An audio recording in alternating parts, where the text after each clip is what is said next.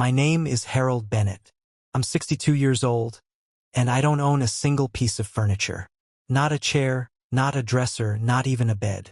I haven't had a key to a front door in 4 years. There are days I catch my reflection in the mirror, the deep lines on my face, the bruises time leaves behind, and wonder when I stopped being a man and started being a guest.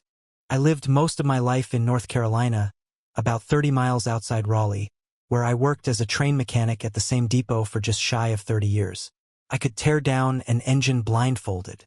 People used to come to me for help, not just at work, at church, at the hardware store, in the neighborhood. I was dependable. I was solid. I was useful. Then the pandemic came, and with it, the shutdowns.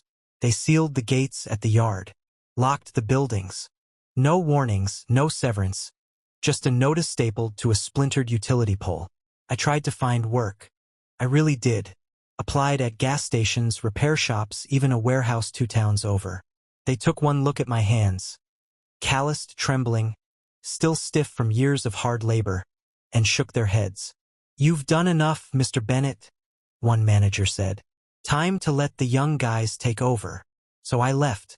I packed up what was left of my life. A few tools, a broken radio, a photo of my late wife folded into my wallet like a prayer, and I drove to the coast. My daughter, Hannah, lived there with her husband, Jason, and their little boy, Milo. They had a spare room in the basement. She told me not to worry about rent. Told me it was temporary. Told me it was family. First, it didn't feel like a burden. I mowed the lawn. I replaced the leaking faucet in the bathroom upstairs. When the fridge gave out, I found a secondhand compressor and brought it back to life. I made myself small, ate last, washed every dish, took my showers late at night when no one needed the water pressure. I bought groceries with my Social Security, paid the electric bill 1 month without telling them. I wanted to contribute, to matter, but families are built on more than chores and money. They're built on warmth, the kind that comes when someone says your name and means it. That kind of warmth started to fade around month 3. It started with little things, quiet things. Jason stopped looking me in the eye. He used to say, "Morning, Harold," when I came upstairs. After a while, it was just a nod. Then nothing. If I spoke, he'd answer in half tones, like I was someone calling from another room. He was younger than Hannah by a year or 2, tall, always smelled like aftershave and ambition, worked from home, had 2 monitors and a coffee warmer on his desk, walked like a man who owned the future. He didn't like when I was around Milo too much. I could tell. Milo would come downstairs sometimes and sit with me on the old futon, ask about the trains, the tools, my stories from the depot. We'd watch nature shows together. I'd draw little diagrams of steam engines for him in a yellow notepad. Jason didn't say anything outright, but he started calling him back upstairs sooner. "Give Grandpa a break," he'd say. "Don't pester him." And Milo would go. The invitations stopped next. Family dinners, movie nights, game nights, all those things people post about on social media with smiles too white to be real. I used to be a part of them. One Sunday I came upstairs and found a casserole half-eaten, wine glasses on the table, laughter still hanging in the air like smoke. No one had called me. I stood in the hallway like a coat rack, watching them scrape plates and laugh. Hannah noticed me and said, "Oh, sorry, Dad. We weren't sure if you'd want to join." I nodded, said I'd already eaten. I hadn't. That night I microwaved soup in the basement and ate it in silence. People stopped asking questions about me. At Milo's school function, someone leaned over and asked Jason who I was. He said, "Oh, that's Hannah's dad. He's staying with us for a little while." Just a little while. As though my presence was a temporary storm they were waiting to pass. He didn't say my name. I started hearing myself referred to as the guy in the basement. Once I overheard Jason talking to a neighbor in the driveway. The man asked about the extra car parked out front. My car, dented and sun-bleached. Jason laughed and said, "Oh, that's just the basement guys." Like I was a tenant, a squatter, a fixture. I told myself they were just busy. Life was full and I shouldn't take it personally. But a man can only lie to himself so long. What broke me wasn't anger. It was the silence. Silence has teeth. Hannah stopped checking in. At first, she'd bring me dinner plates or ask if I needed anything from the store. Then she stopped knocking altogether. I'd hear her walking upstairs, the creak of her slippers, the laughter when Jason made some joke I'd never be part of. My own daughter became a stranger 2 floors above. I remember the day I knew it was over. It was late. After midnight, I had gone upstairs to get a glass of water, careful not to wake anyone. Jason's office light was still on. I paused when I heard his voice. Low, sharp, the kind of whisper that wasn't meant to be overheard. Another few weeks, he was saying into the phone. I swear, just a few more. He's getting restless. Probably thinks he'll just pack up and leave. That's the idea. No drama. Just let it happen quiet. Silence. Yeah, he said again. He'll leave on his own. Just keep it quiet. My hand tightened around the glass. Cracked in my grip. Not enough to break, just enough to make a sound. Enough to tell me I still existed. I set it down and went back downstairs. My knees ached. My heart was slow and heavy. I sat on the edge of the futon and stared at the wall, wondering how long they had been planning it. Wondering how long I'd been the stain on their perfect family portrait. No one said it out loud. That's the cruelty. Rejection by omission. I was a shadow taking up space. A past they no longer needed. The next morning, Jason didn't look at me. Hannah didn't either. That was the beginning of the end. And the silence that followed, it wasn't peaceful. It was punishment. It happened 3 days later. A Wednesday. Milo was at school. Jason worked upstairs in that office where he whispered people out of existence. Hannah waited in the kitchen, her hair pulled back, holding a manila folder like it was a weapon.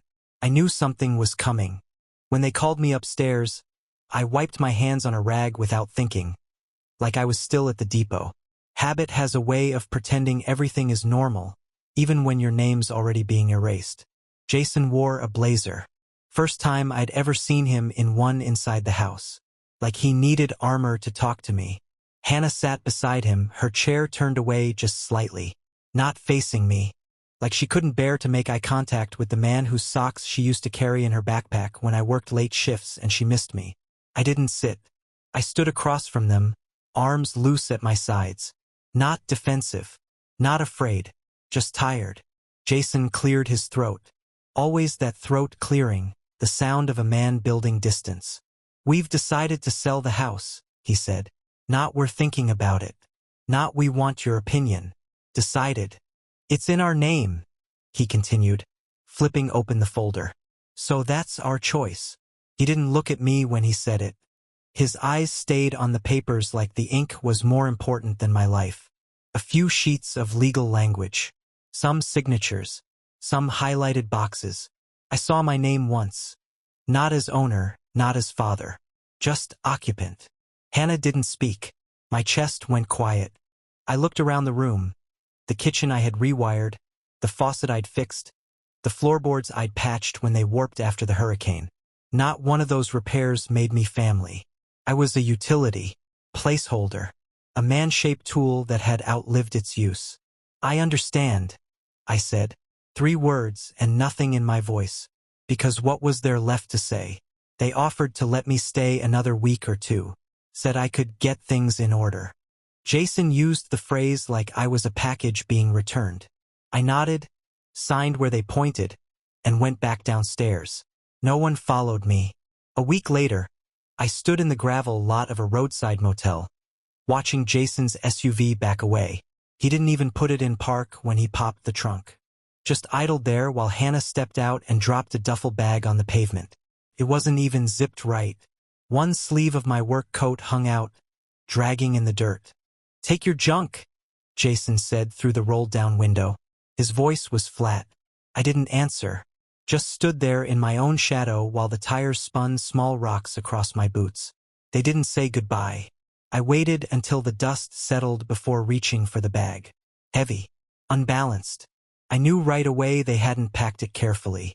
When I opened it, my stomach turned. A box lay buried under my shirts and the last pair of shoes I owned without holes. Small. Wooden. The kind Tom used to carve when he was sober and steady. and beneath it a letter. The handwriting made my throat lock. My brother's. I hadn't seen it in years. If you're reading this, you must have hit bottom again, brother. I opened a savings account in your name when I sold that land you didn't even know about. Should be around $540,000 in there now. You're the only one who can access it. Sorry I never told you. You always helped everyone else. Now let this help you. The flash drive held the rest. Scans of documents, bank account information, routing numbers, a lawyer's letter with my name bolded at the top. I sat down hard on the motel bed, the box in my lap. My hands were shaking, not from joy, not from disbelief, but from something deeper, something colder. I wasn't broken. I was free. That's the thought that looped through my mind like a train rounding a bend. Over and over, steel against steel. I wasn't their burden. I wasn't their mistake. I was the man who could have walked away at any time and didn't. Until now. I lay back on that thin mattress, stared at the popcorn ceiling, and let the silence swallow me whole. It wasn't grief. It wasn't relief. It was clarity. I had been trying to earn a place in a home that didn't exist for me. I had been building bridges across a river they'd already burned. And now they'd find out what it meant to push away the one person who kept the floor steady. Because here's the truth. Sometimes a man doesn't raise his voice. Sometimes he doesn't throw punches or write letters or scream about how he was wronged. Sometimes he just stops answering. Sometimes he cashes a check with a dead man's name and walks off into a life no one expected him to have. They had counted on my poverty, but they hadn't counted on Tom. And they sure as hell hadn't counted on the fact that a man with nothing left is a man with nothing to lose. I left the motel before dawn. Left no forwarding address. No goodbye note. Nothing. Just silence. The same silence they gave me when I was 2 floors below them, fixing their wiring and folding their towels. That silence?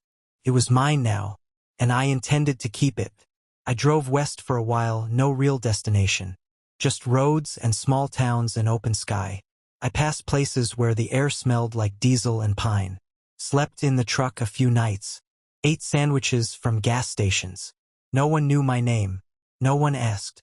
Somewhere in Tennessee, I found a small town tucked into the hills, the kind of place with only one diner and a hardware store that still cut keys by hand.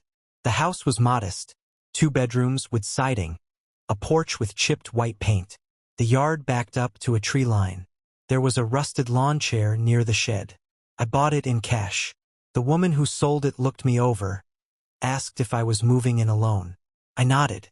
She said, "It's quiet here." I said, "That's what I'm looking for." I had it furnished in a week. Nothing fancy. A couch, a radio, some cookware. I hung one photo, not of Hannah, not of the family. Just a black and white shot of the rail yard where I spent half my life. Rows of engines lined up like sentinels. Smoke rising into the sky. A place where noise meant purpose. Work meant pride. I adopted a dog. Border Collie mix, gray around the muzzle. She came with the name Bessie, and I didn't change it. She followed me from room to room like we'd always lived together. She didn't ask questions. She didn't need anything but food, water, and time. I named myself Mr. Harold to the neighbors. Told them I was retired. No one asked what from. I bought tools again. Started small socket set, torque wrench, wood chisels. Fixed the sagging porch rail. Rebuilt the fence. Rewired the shed. Felt good. Not because someone asked. Not because it would earn me a seat at anyone's table. Just because it was mine. When you live your whole life trying to prove your worth the space you take up, freedom doesn't come loud.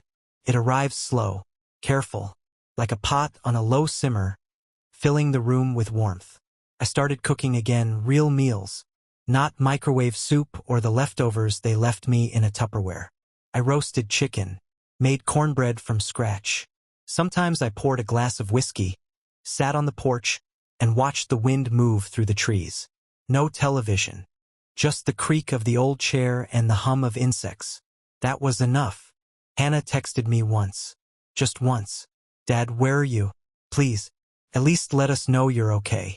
But it wasn't a question. It was a reflex. like muscle memory. You press the same button you always did and expect the machine to work. But I wasn't a machine anymore. I didn't answer. Jason tried calling. I blocked the number. Even the sound of his voice on voicemail made my stomach turn. That fake sincerity he put on like cologne. I wasn't interested in revenge. I didn't want apologies. I didn't want them driving up the road, dragging guilt behind them like a broken trailer. I just wanted distance, space, time. The three things I had never been allowed when I lived in their house. They'd sold that house, probably upgraded. Something bigger, flashier. Maybe a kitchen island. Maybe a double vanity. But I wonder, when the lights flickered, did they know how to fix it? When Milo asked where I went, what did they say? That I disappeared? That I abandoned them? Or did they finally admit what they did? I doubt it. I planted herbs in the windowsill. Basil, thyme, rosemary. Every morning I'd water them, check the stems. It sounds small. It is small. But it was mine. I started waking up without dread. No more rehearsing polite responses in my head. No more keeping track of how many days it had been since someone looked me in the eye. My back still ached, but it ached on my terms. There were no photographs of Hannah in the new house. No photos of Milo either. That wasn't out of spite. I just didn't want to memorialize a version of my life where I had to beg to be acknowledged. Instead, the shelves held other things. A carved train whistle I'd made when I was 16. Pocket knife from my brother Tom. A rusted signal lantern I'd salvaged from the yard. Things with weight. Things that had no expectation of being admired, only understood. Sometimes I walked to the post office. Just for the rhythm of it. The lady behind the counter smiled each time. Asked how the dog was doing. Told me about her son's latest science project. I liked her because she never pried. Just simple hellos and shared weather reports. I got an envelope from the bank one day. Account balance, interest earned. I didn't open it. Just tucked it into the drawer with the others. The money wasn't what gave me peace. It was the fact that I no longer needed permission to use it. Back at Hannah's, everything was borrowed. The chair I sat in. The bed I slept on. The air, even I held my breath when Jason was in the room. Now I exhaled. It's a strange thing, learning how to breathe again. I replaced all the doorknobs with ones I liked. Simple, brushed nickel, easy on the hands. One night, I caught myself smiling, just running my fingers over the curve of the handle. Something about that. Something about choosing the small details without someone rolling their eyes made me feel human again. There's no closure to this part of the story. No grand finale. No surprise visitor. I didn't get a voicemail where Hannah sobbed about how wrong she'd been. I didn't hear Milo's voice on speakerphone, asking where Grandpa went. Maybe he forgot me. Maybe they made sure he did. But I didn't forget him. I just knew that remembering him didn't mean I had to stay where I was unwanted. I kept a box in the closet. Same one Tom had packed. It held the flash drive, the letter, the account number. Sometimes I took it down and held it in my lap. Not to read it. Just to remind myself that someone had once seen me, not for what I could do, but for who I was. There's a difference. So many men die quietly in houses that don't belong to them. They carry families that treat them like scaffolding, useful until the job is done. Then they're left behind, unscrewed, taken apart, buried in storage. I didn't want that to be my ending, so I made a new one. No fanfare, no applause, just peace earned one slow, deliberate moment at a time. When the coffee's hot and the sky turns amber behind the trees, I sit on the porch with Bessie and listen. Birds, wind, the creak of old wood beneath me. Back in that basement, I would have called this loneliness. But now I call it freedom. The thing about silence is this: it's not all the same. There's the silence of being ignored. That one scratches at your chest, eats at your dignity grain by grain. Then there's the silence of being alone. A stillness that surrounds you like fog, soft but heavy. But the silence I live in now, here in this house near the trees, is neither of those. It's the silence of choice. In the mornings, I pour a glass of water and set it gently on the counter. I listen to the sound it makes, dull, certain, final. I sit on the porch and drink it slowly, the sun warming my knees, the birds stitching threads of noise into the air just thin enough not to break the peace. That silence? That's mine. I didn't build this house to be a monument. It's not revenge. It's restoration, a return to something honest. When I wake up now, no one tells me what I owe. No one looks through me, past me, around me. I'm no longer a ghost in someone else's photo. I'm just a man with a key that fits the door. One afternoon, maybe 5 months after I disappeared from their lives, I got a letter. Postmarked from a coastal zip code I recognized instantly. The handwriting wasn't Hannah's. It was too neat, too measured. Inside was a folded sheet of paper, no return address. No greeting. He keeps asking about you, it said. He cries sometimes at night and says he misses the trains. I told him you went to find a new one. I didn't know what to do with it. It didn't ask me to come back. Didn't apologize. It was just a whisper of guilt wrapped in someone else's stillness. Maybe a teacher helped him write it. Maybe Hannah didn't know he sent it at all. I placed it in the same box Tom left me. Not because it brought me peace, but because it reminded me of what I had to leave behind to survive. There are some fires that don't go out unless you walk away and let the wind have them. I sometimes wonder if Milo understands. If he'll grow up and put the pieces together. Realize the man in the basement was more than a handyman. More than a tired shadow who fixed things and kept his voice down. I hope one day he asks the right questions. But I won't be waiting. This isn't a story where they come knocking. Not Jason. Not Hannah. Not even Milo. Maybe they think I died. Maybe they tell themselves I moved on out of shame. But that's the lie people tell themselves when the truth is too heavy to carry. And the truth is this. I left because they didn't want me until they needed me. And by the time they needed me again, I had nothing left to give. I know what they'd say if they found me now. That I was harsh. That I should have called. That family is messy and complicated and that I gave up too soon. But tell me, how long should a man sit in a house that doesn't hear his footsteps? How long should he carry people who treat his back like a floorboard? People like Jason, they know how to perform decency. They know how to host. Smile when the neighbors come over. Say thank you when the check clears. But decency isn't kindness. It's the shape of politeness worn like a mask. And once that mask slips, you see the truth. Jason saw me as a warning. Proof of what happens when you age without wealth. When you can't upgrade your usefulness. He never hated me. That would have taken effort.